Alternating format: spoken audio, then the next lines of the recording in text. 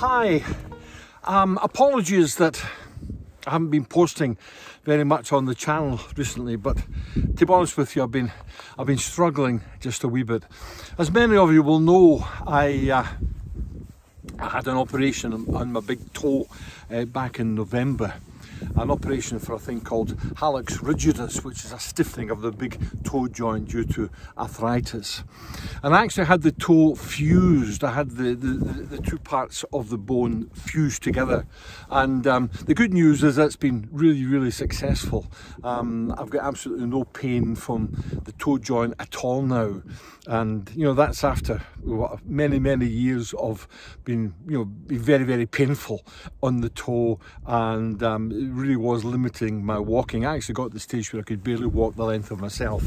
So the good news is that's fixed. The bad news is, because the fused toe has kind of changed my gait, it's changed how I walk. One or two other problems have arisen on both feet. Mostly an issue called metatarsalgia, which is a big word, but it really only means a sore foot.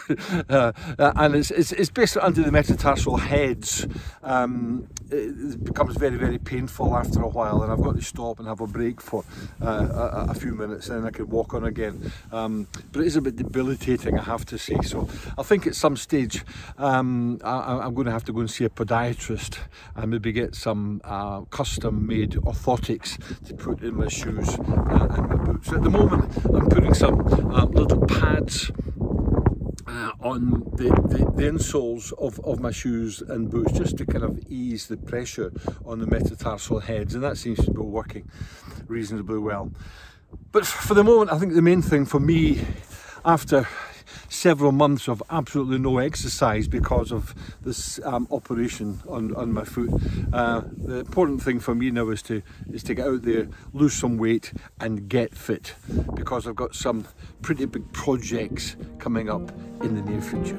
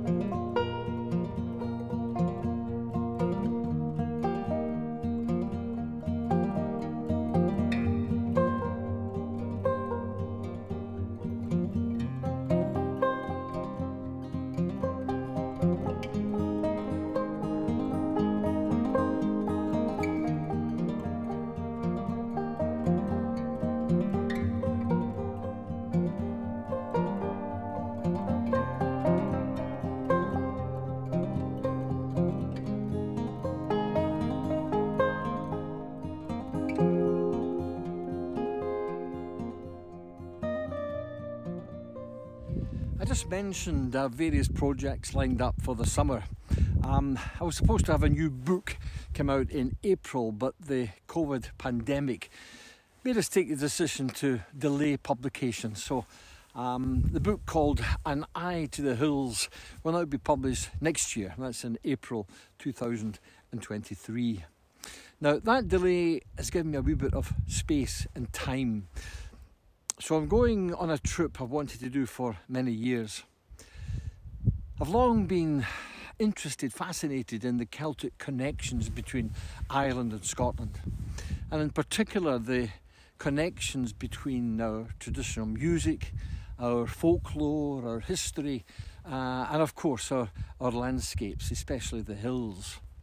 It's an interesting fact that at our closest point, Scotland and Ireland are only 12 miles apart, a dozen miles between the Mull of Kintyre and the Antrim coast. but we do have links that go beyond those of geographical proximity.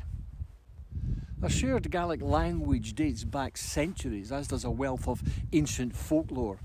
It's thought the well-known stories about the Knights of the Red Branch, for example, date to the 1st century, and the stories and legends of the Fionn and Ossianic cycles probably came a wee bit later, maybe from the 3rd century.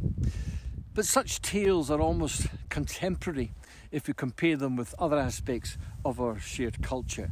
The chambered tombs, the brochs, the standing stones, the remnants of a lost civilization that can be found throughout Scotland and Ireland. Perhaps suggesting something of the colonising ambitions of the Tuatha De Danann, the earliest immigrants to these shores that lay on the very edge of Europe. So I'm taking the camper van and I'm going on a Celtic journey up the Atlantic coast of Ireland from Mizenhead to Malin, a journey I enjoyed a few years ago by bike with my old pal Hamish Telfer. Then round the causeway coast of Ulster and back across the ferry to Cairnryan. I'll then travel up the Scottish seaboard from the Mull of Galloway to Cape Wrath.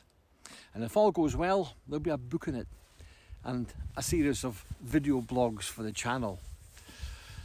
Oh, and I'm hoping I'll be able to climb a few hills on the way, just for good measure.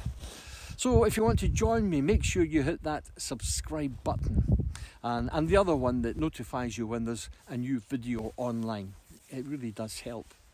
Thank you. And finally, although it's only the beginning of March, there's a kind of definite feel of spring in the air, and my goodness, after another horrible winter on so many different levels, I think we all need it. So take care and stay safe out there. Bye bye, see you soon.